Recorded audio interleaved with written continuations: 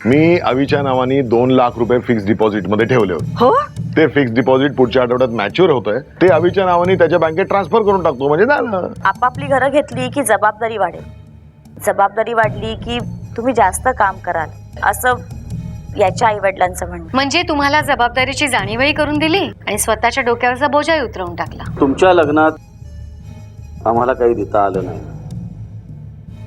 कारण तुम्ही काही धड आम्हाला कळवलंच नाही. परस्पर लग्न करून मोकळे झालात. असो, पण तुम्हाला मी एक भेट म्हणून चेक देतो. ज्योती, तुला सांगतो, ही माधुरी फार डॅशिंग आणि डॉमिनेटिंग आहे. अगं, त्यांच्या आणि आपल्या लाईफस्टाईल मध्ये जमीन आसमानाचं अंतर आहे. कुठे ती अविला आपल्यापासून तोडत तर नाहीये ना? टीव्हीची ऑडिशन द्यायची होती म्हणून त्यांनी घरातले दागिने चोरले आणि पैसे जमा केले. सागर त्या स्पर्धेत पहिला आला. सरगमराव सारख्या मॅडम त्याच्या पाठीशी उभ्या राहिल्या. आज तो प्रगती पथावर आहे, पण म्हणून आज तो सुखी आहे असं पण म्हणायचं का? मी तुझ्या सोबत कधी कधी येऊन राहते याची कुणकुण लागलीये. मी सांगून टाकलं त्याला, माझं प्रेम आहे तुझ्यावर आणि आपण लग्न करणार आहोत म्हणून.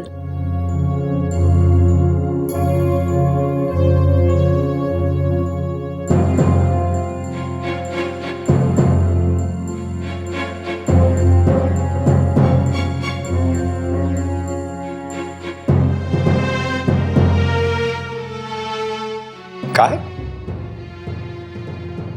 सागर, माझं प्रेम आहे तुझ्यावर. तुझं माझ्यावर नाहीये का?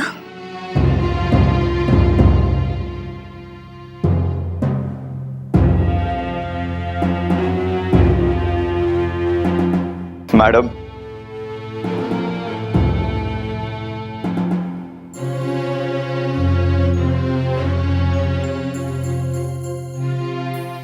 सागर,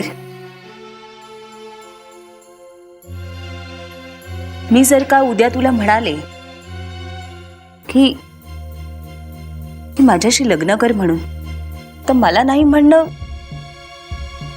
तुला शक्य आहे का?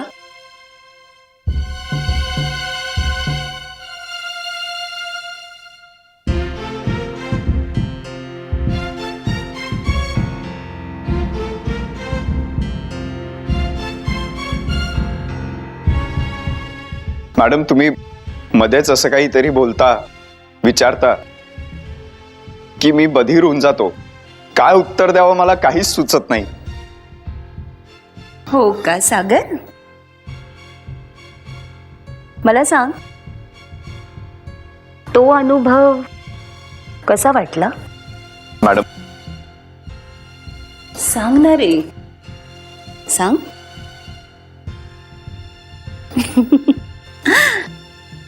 मला तुला आणखी गोष्ट सांगायची. काय?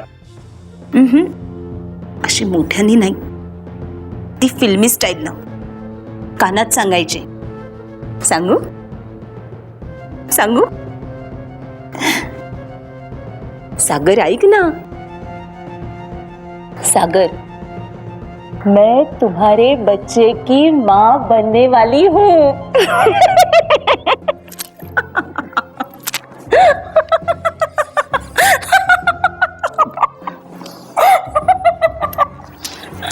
मॅडम, काय?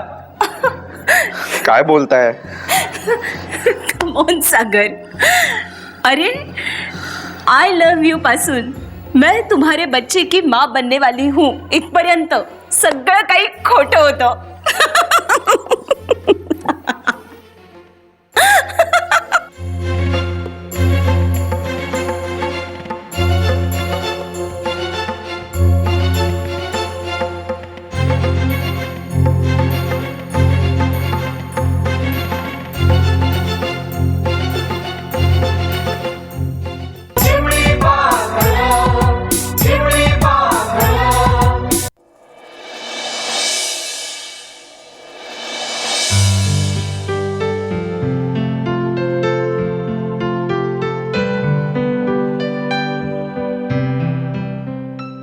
काय ग माधुरी, तू घरी सुद्धा कामं करायचीस का ग? काम कधी चहा सुद्धा बनवला नाही मी. इथे बरी शिकलीस. पण काही नाही ग, अंगावर पडलं ना की आपोआप येतच. पण ना तू इथं काही केलं नाहीस तरी चालेल. अगं तुला ऑफिस सांभाळायचं असतं ना. घरात काय ग, मी आहे, ज्योती आहे, मोनिका आहे, आमचं आम्ही करू. हो, पण आज ना उद्या त्या सुद्धा लग्न होऊन जातील ना. आणि तुम्ही सुद्धा हल्ली थकत चाललायत. आता या कामाची मला सवय करून घ्यायला हवी. आम्ही एक मोठ्या घरची मुलगी सून म्हणून आणतोय असं ऐकल्यावर मला जरा धास्तीच वाटत होती. नाही तशी तू 2-3 वेळा येऊन गेलीस ग, पण असा अचानक आलेल्या माणसाचा स्वभाव कळत नाही. म्हणजे तशी तू 2-3 वेळा येऊन गेलीस ग, पण काय आहे, अचानक आलेल्या माणसाचा स्वभाव कळत नाही. आमची राहणी तशी साधी आहे हो. तू या घराशी जुळवून घेशील की नाही म्हणून मला भीती वाटत होती. पण नाही, आमची सून तशी गुणाची आहे बरं.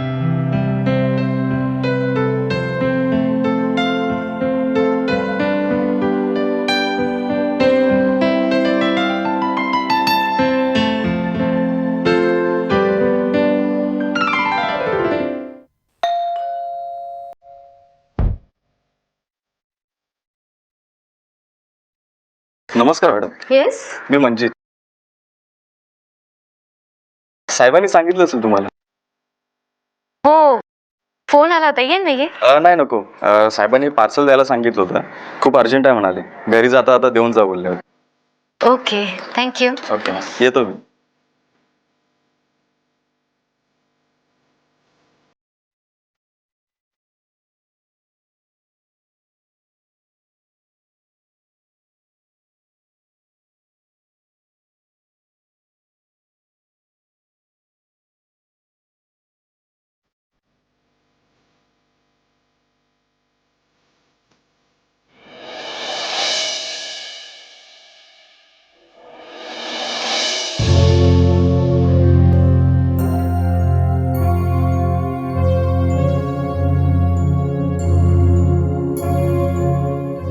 मॅडम तुम्ही कशाला उगाच.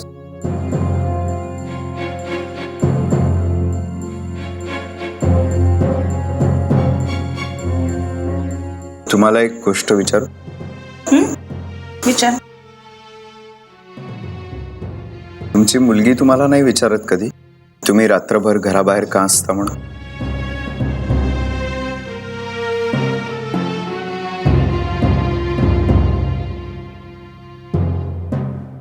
नाही म्हणजे ती हट्ट कधी करत नाही का की तिलाही तुमच्या सोबत यायचं आहे म्हणून? खूप छोटी आहे अजून ती. तिला तर सारखं वाटत असेल की तुमच्या सोबत सतत असावं, सतत तुमच्या जवळ असावं. That is none of your business.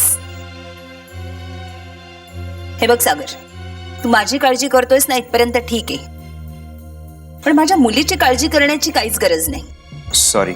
वेल, तुला हाईप करण्यासाठी माझ्या डोक्यात एक फॅन्टास्टिक कल्पना आलेली आहे. कोणती? आपण ना आपले हे असे फोटो काढून घेऊयात. म्हणजे मी तुला किस करतेय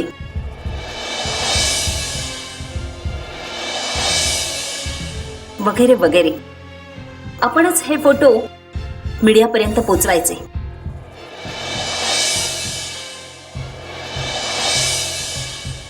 म्हणजे मग तुझा अल्बम एका रात्रीत सुपरहिट आणि तू एका रात्रीत सुपरस्टार.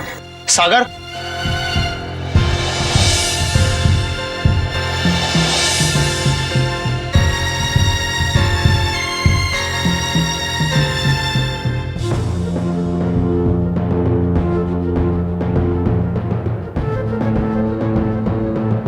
अभि अरे काय चाललंय? ते वेल, मला एक्सप्लेनेशन नकोय. माझ्या डोळ्यांवर पूर्ण विश्वास आहे. अविनाश, दिसतं तसं असतंच असं नाहीये. बस मी तुला सांगते, त्याची काही एक गरज नाहीये.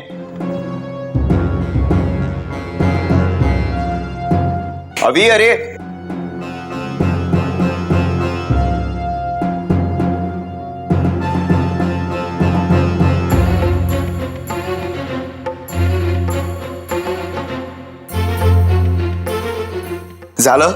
झालं तुमचं समाधान.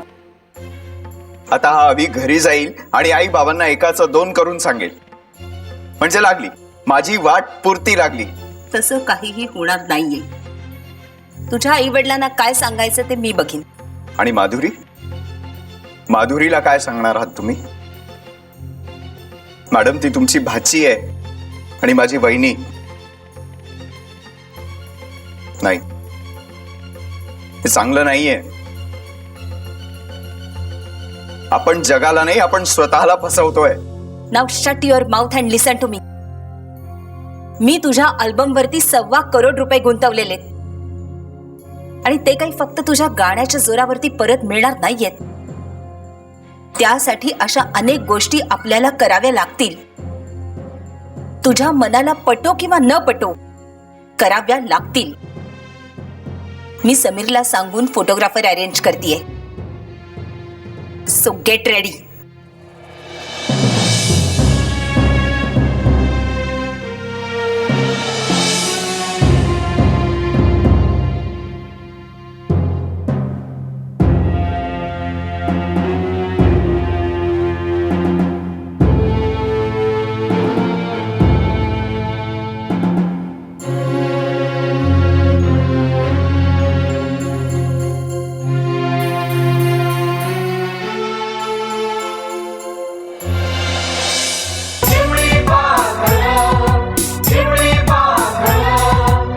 ज्योती, अगं मनजित जिथे जॉब करतोय ना, तिथे मलाही जॉब मिळालाय.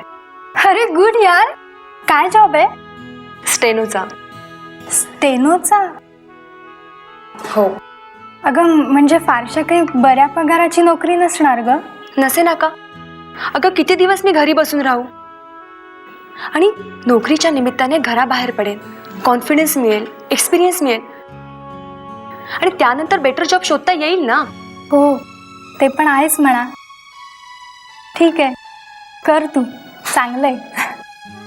ज्योती, अगं तुला काही सांगायचं होतं. आय मीन, कसं सांगू ते कळत नाहीये. अच्छा, म्हणजे मला सुद्धा सांगता येणार नाहीत अशा गोष्टी असतात तर तुझ्या मनात. तसं नाहीये ग. तुझं आणि माझं नातं हे मैत्री पलीकडचं आहे. आणि अशी कोणती गोष्ट आहे माझ्या बाबतीतली की जी तुला माहित नाहीये? अगं मग सांग ना. ज्योती, अगं मला मंजितनी प्रपोज केले. काय? हो.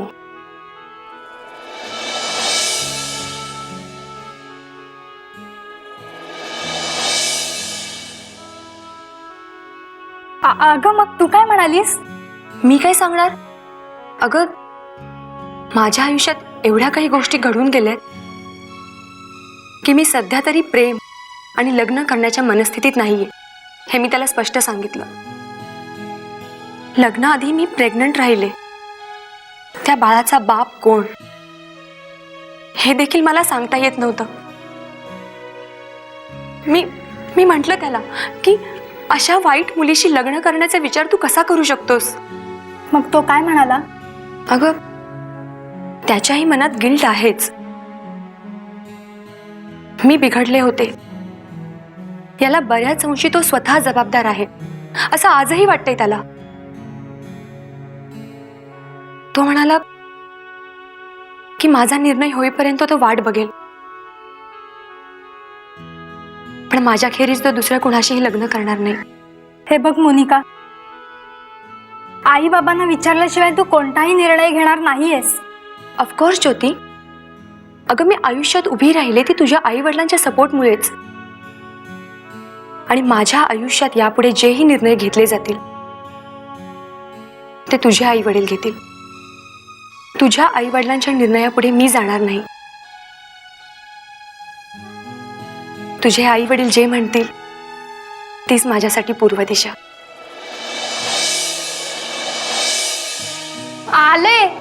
आलेच मी.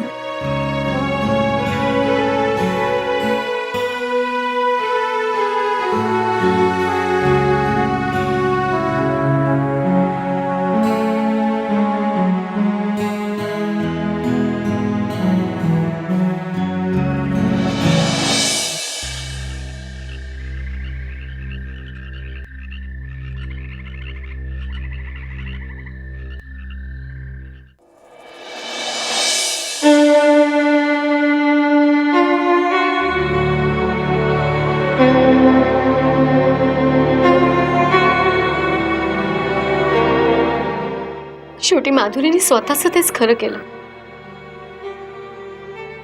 साधा आशीर्वाद घ्यायलाही आले नाही. नम्रता,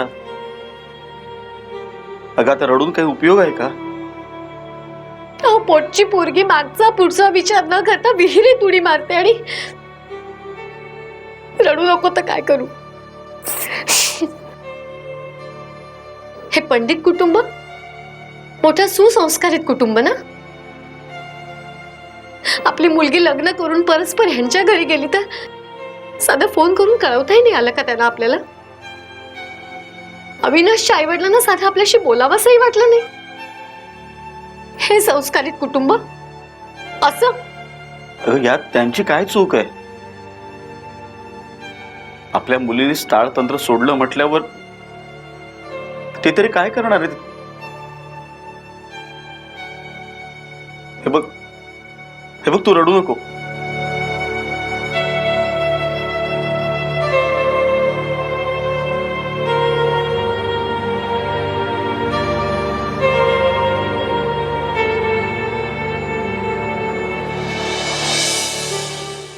मोनिका, कसं काय चाललंय तुझं?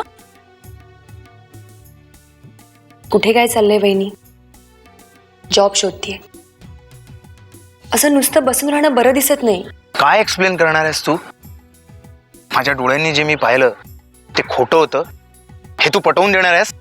माझ्याशी संबंध ठेवता यावेत म्हणून प्रतीकने प्रियाशी लग्न केलं. काय? बालवयाची पहाट तिला आनंदा